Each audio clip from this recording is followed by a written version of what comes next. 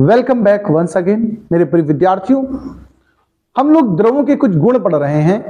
दाब के बारे में चर्चा हो चुकी है, पास्कल का नियम सीख चुके हैं, हाइड्रोलिक लिफ्ट और हाइड्रोलिक ब्रेक हम आपको बता चुके हैं। आज हम जो बात करने वाले हैं वो एक नए टॉपिक की बात होगी जिसका नाम है श्यानता। क्या नाम है? श्यानता। डालें हेडिंग।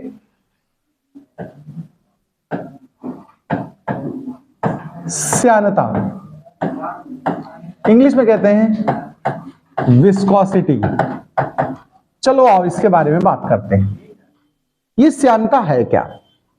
देखो, एक्चुअल में ऐसा माना गया है कि जो लिक्विड हैं, जो गैसेस हैं ना, ये परत दर परत बहते हैं। कैसे बहते हैं? परतों के फॉर्म में, लेयर्स के फॉर्म में। और जब किसी पाइप से होकर वो लेयर बहती है तो जो सबसे बाहरी परत होती है द्रव की, उसका वेग या तो 0 होता है या बहुत धीमा होता है। देखो मेरी बात सुनना, मान लो ये सबसे बाहरी परत है, इसका वेग सबसे कम होगा। फिर इसके अंदर की परत जो होगी उसका वेग थोड़ा सा ज्यादा होगा, उसके अंदर की परत का और ज्यादा होगा। यानी जितना अंदर आप पाइप के जाओगे, इसका सबसे कम, बाहर वाले का, उससे अंदर वाली का थोड़ा तेज, उससे अंदर वाली का और तेज, उसके अंदर वाली का और तेज। तो जब एक धीमे धीमे चल रही है, एक तेज चलेगी तो घर्षण नहीं पैदा होगा। बताओ, अच्छा घिसेंगे एक दूसरे के ऊपर कि नहीं? बताओ।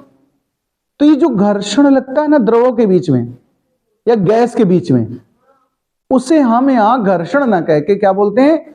श्यानता कहते हैं। यानी श्यानता एक तरह का घर्षण ही है। किसके बीच? द्रव या गैस के बीच। ठीक है। और बहने, जब घर्षण होगा तो विरोध भी तो होगा बहने का। द्रव के बहने का जो विरोध होता है उसे हम, उस बल को जो विरोध करे बहने का, उसे हम क्या कहेंगे? श्यान बल। क्या कहेंगे? हाँ, श्यान बल। असंरक्षी बल है। जैसे घर्षण बल भी असंरक्षी होता है, ऐसे श्यान बल भी असंरक्षी होता है। तो अब हम यहां पर हम यही बात बताने, जैसे इसका मान लो वेग v है, किसी परत का वेग हमने क्या मान लिया, और दूसरी परत का मान लिया v से थोड़ा ज्यादा, तो v प्लस डेल्टा भी मान लिया। दोनों परतों के बीच की दूरी को कुछ मान लो, डेल्टा जेड मान लो। क्या मान लो? डेल्टा एक्स, डेल्टा जेड, जो चाहो आप। एक परत दूसरी परत, बीच की मोटाई डेल्टा जेड। तो चलो श्यानता की परिभाषा बताते हैं। तो लिखिए जरा, जब कोई द्रव प्रवाहित होता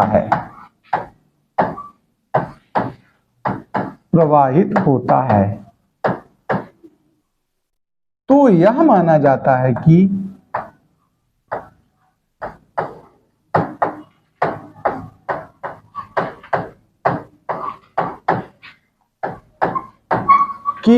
वह परतों के रूप में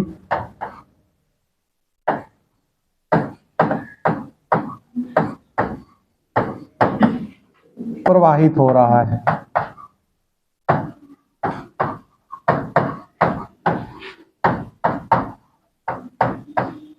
देखो, अगर किसी पाइप में बह रहा हो, हम उस तरह मानते, तो हम कहेंगे सबसे बाहरी परत सबसे धीमे वेग से चलेगी। तो यदि द्रव को किसी पाइप में प्रवाहित होना माने, यदि द्रव को किसी पाइप में प्रवाहित करें तो सबसे बाहरी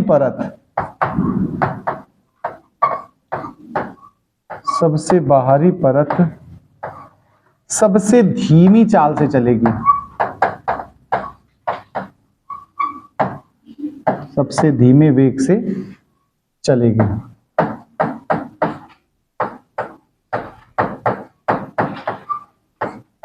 तथा क्रमशः अंदर की परतें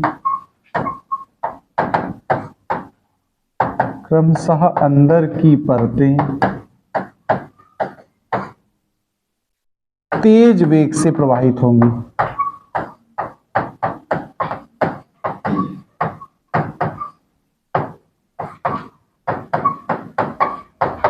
अतः परतों के मध्य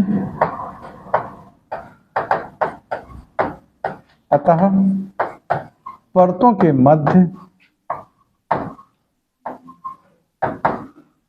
एक ऐसा बल कार्य करेगा, एक ऐसा बल कार्य करेगा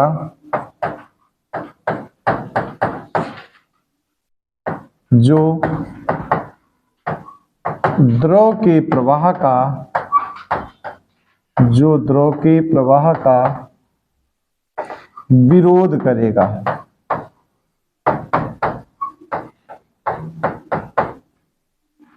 इस बल को श्यान बल कहते हैं। इस बल को श्यान बल कहते हैं तथा द्रव के इस गुण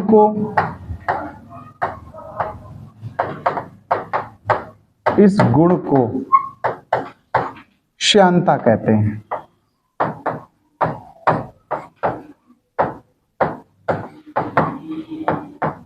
यह एक संरक्षी बल होता है, असंरक्षी बल। कैसा बल होता है?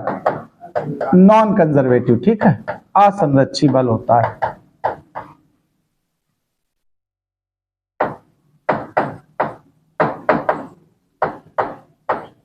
अब देखो इस बल के बारे में हम इसका मान निकालते हैं। ये बल दो बातों पर निर्भर करता है। एक बात होती है, ध्यान रखिएगा, कि वेग प्रवणता। ये क्या है मैं अभी आगे परिभाषित कर दूंगा, लेकिन अभी मैं बता रहा हूं वेग प्रवणता पर और परत के क्षेत्रफल पर। तो नई लाइन से लिखिएगा, श्यान बल वेग प्रवणता व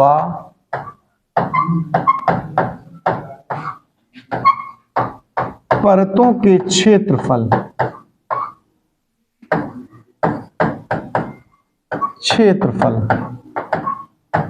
के समानुपाती होता है।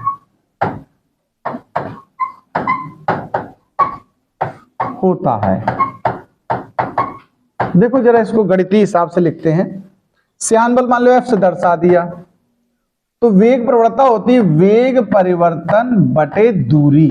देखो दो परतों के बीच की दूरी हमने क्या मानी थी? डेल्टा जी, और वेग में परिवर्तन क्या माना था? डेल्टा भी।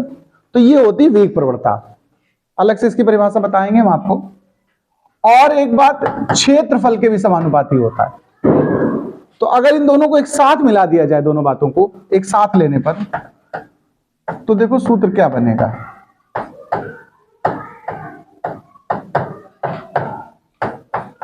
F समानुपाती देखो delta V upon delta Z into A बनेगा कि नहीं बताओ? अच्छा, समानुपाती हटाते हो हमेशा एक कांस्टेंट डालते कि नहीं डालते? तो यहां पर जो कांस्टेंट आता है वो ईटा होता है। क्या होता है? हाँ, ध्यान देना, ये जो फॉर्मूला है ये श्यान बल का फॉर्मूला बन गया। किसका? हाँ, और जहां ईटा को श्यानता गुणांक कहते हैं। क्या कहते हैं? जहां ईटा को श्यानता गुणांक कहते हैं। इंग्लिश में श्यानता गुणांक होता है कोफिशिएंट ऑफ विस्कोसिटी। क्या होता है? Coefficient of viscosity.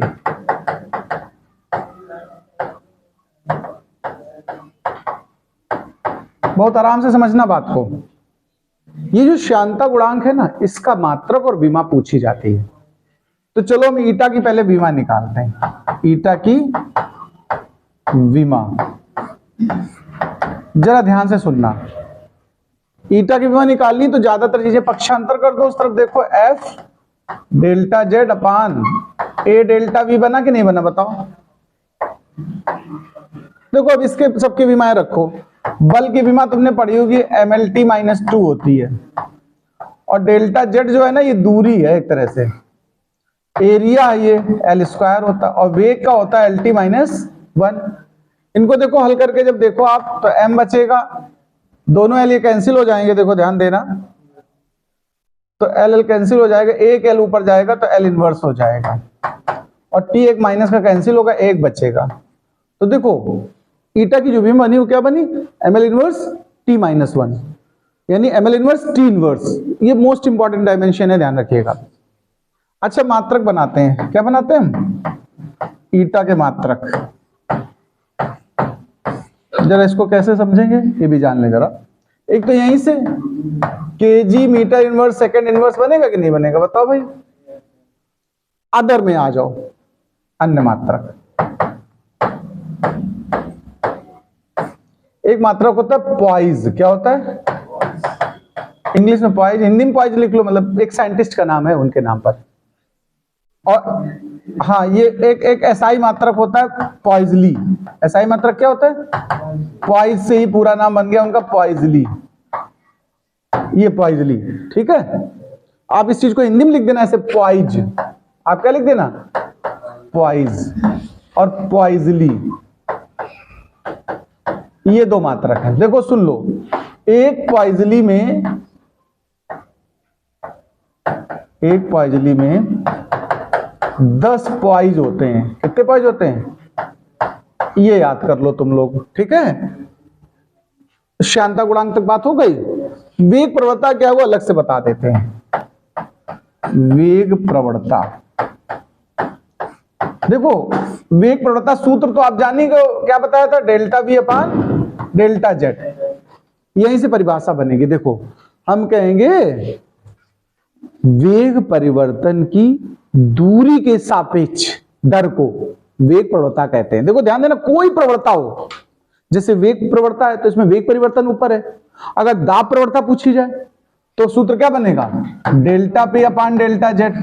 इसमें बोलेंगे दाब परिवर्तन की दूरी के सापेक्ष दर को। अगर ताप प्रवणता पूछी जाए तो delta T upon delta Z. विभव प्रवणता पूछी जाए तो देखो डेल्टा जेड।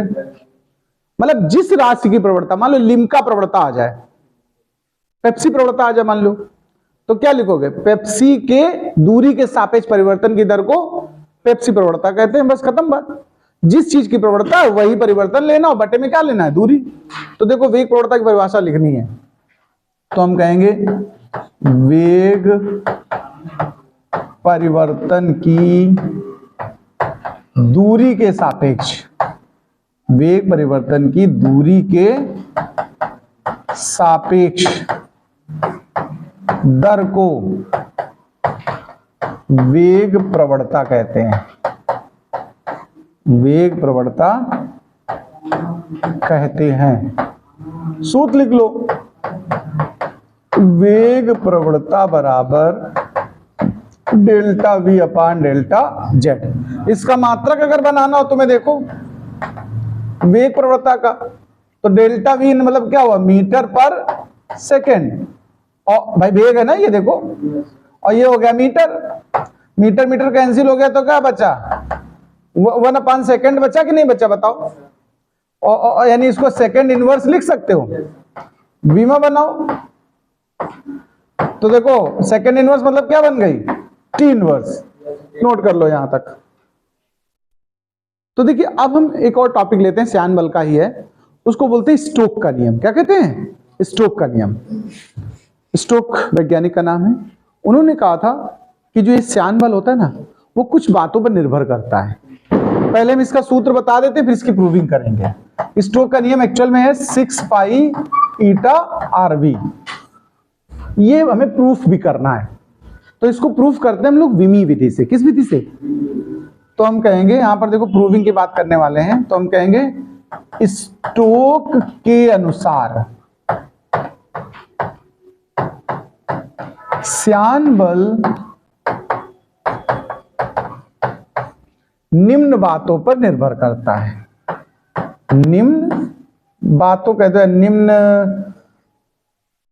तथ्यों पर, निम्न तथ्यों पर निर्भर करता है। कौन कौन से तथ्य, जरा सुनो। पहला पॉइंट, श्यानता गुणांक पर। किस पर निर्भर करता है? श्यानता गुणांक ईटा पर। दूसरी बात, अगर कोई बॉल वगैरह डाली जाती है जब द्रव में, तो उसकी रेडियस पर, ठीक है, तो हम कहेंगे त्रिज्या पर निर्भर करता है। किस पर करता है? त्रिज्या आर पर। और उसके गति करने का जो वेग होता है, वेलोसिटी, उस पर भी निर्भर करता है, वेग v पर। अब हम विमीय विधि से सूत्र स्थापित करेंगे। विमीय विधि से, कौन सी विधि से? हाँ, विमीय विधि से। तो देखो हमने कहा जो बल है श्यान बल वो समानुपाती यानी निर्भर करता है। निर्भर करने के लिए चिन्ह लगाया गया है। निर्भर करता है किस पे? ईटा पर, आर पर और वी पर। अच्छा, विमीय विधि हम पढ़ा चुके हैं आप लोगों को शुरुआत में। उससे अगर सूत्र स्थापित करते थे उसके ऊपर पावर क्या लिया करते थे? A B C. याद आया कि नहीं आया? फिर हम लोग क्या करते थे? दोनों पक्षों में विमाएं लिखते हैं। इधर बल की विमा लिख दो, क्या होती है? MLT minus 2। अच्छा, श्यानता गुणांक की विमा अभी पीछे सिखाई है, क्या सिखाई थी? ML inverse T inverse. ML inverse T inverse. Radius की क्या होती है? L। और वेग की क्या सिखाई? LT minus 1। अब देखो ध्यान से समझना बात को। m की पावर देखो a है यहां पर, और तो m कहीं है नहीं। l की पावर देखो माइनस a, यहां पर b बनेगी, और यहां से l की पावर कितनी बनेगी? c। टाइम की देखो माइनस a पहले वाले ब्रैकेट से और लास्ट वाले से माइनस c बनेगी। देखो हमेशा m की पावर अलग कर देते हैं, l की अलग कर लेते हैं और t की अलग कर लेते हैं। ये हमने सिखाया आपको बीमा वाले चैप्टर में। अगर आप नहीं कर पाते हो तो बीमा वाले चैप्टर में जाकर के आप इसको वीडियोस पढ़े हैं, उससे देख करके प्लेलिस्ट से इसका तरीका सीख लेना। यहां भी हम सिखाई दे रहे हैं। अब देखो हम कहेंगे m, l व t की घातों की तुलना करने पर, कंपेयर करना है मुझे। यहां देखो m की पावर कितनी है बताओ? a है, इस तरफ m की पावर 1। देखो a का मान निकला है अपने आप। यहाँ l की पावर कितनी है? देखो minus a plus B plus C. यहाँ l की पावर कितनी है? 1। a निकाल चुके हो, ठीक है। अच्छा जरा उसकी भी देख लो, t की यहाँ पावर कितनी है? माइनस a माइनस सी। और यहाँ t की कितनी है? देखो माइनस 2। तो चलो a का मान निकाल चुके हो, यहाँ रख दो। तो यहाँ से पहले c का निकलेगा, माइनस 1 उधर ले जाओ, प्लस 1 होगा कि नहीं होगा बताओ? और माइनस 2 में प्लस 1 करोगे तो माइनस 1 बचा, माइनस माइनस कट गया, c का मान कितना आ गया? 1। यहाँ रख लो a और c दोनों के मान। तो माइनस 1 प्लस और प्लस 1 इज इक्वल टू 1। एक 1 ले जाकर पक्षांतर करके कट जाएगा, माइनस वाला उधर जाके प्लस हो जाएगा। देखो a b c तीनों के मान क्या आ गए? 1 1 1। ये a b c के मान समीकरण 1 में रख दो। a b c के मान समीकरण 1 में रखने पर, तो जब समीकरण 1 में रखोगे वहां लिखा था f समानुपाती ईटा पावर a हो गई, a की जगह 1 हो गई। r पावर b थी, उसका भी मान 1 है, और वेग उसका भी मान 1 आ गया c का। तो देखो f समानुपाती क्या निकल के आया? ईटा आर भी आया। अच्छा समानुपाती हटाते हो कांस्टेंट डालते हो, सुना कि नहीं सुना बताओ? तो ये वैसे स्टोक का सूत्र विमीय विधि से यहां तक आया, किंतु अगर आपको कांस्टेंट का मान पता हो पहले से तो आप डायरेक्ट रख सकते हो। तो हम कहेंगे हम जानते हैं, इसका मान हम पहले से जानते हैं, ये लिख देंगे। हम जानते हैं कि जो k होता है वो 6 पाई होता है। कितना होता है? तो f बराबर क्या निकल के आया? 6 पाई ईटा आर वी। यही स्टोक का सूत्र है। यही काय का सूत्र है? यही स्टोक का सूत्र है। अब सुनो, यहां अलग से तुम ईटा की विमा निकाल सकते हो। फिर से देखो इस सूत्र से ईटा की विमा हम फिर निकाल रहे हैं। देखो इस वाले फार्मूले से, तो ईटा की चाहिए तो ये सब पक्षांतर कर दो। तो ईटा बराबर क्या बना? f अपान 6 पाई आर भी बना कि नहीं बना बताओ? 6 पाई क्या है? नंबर है कोई, इसकी तो विमा होती नहीं है। बल की तो होती है, क्या होती है? MLT minus 2। 6 पाई हटा तो r की l हो गई और v की हो गई LT माइनस 1। देखो एक l कैंसिल हुआ ऊपर नीचे की नहीं बताओ? एक नीचे से ऊपर जाएगा, इनवर्स हो जाएगा। एक t माइनस का कट गया तो एक तो बचेगा ना, बस नोट कर लो।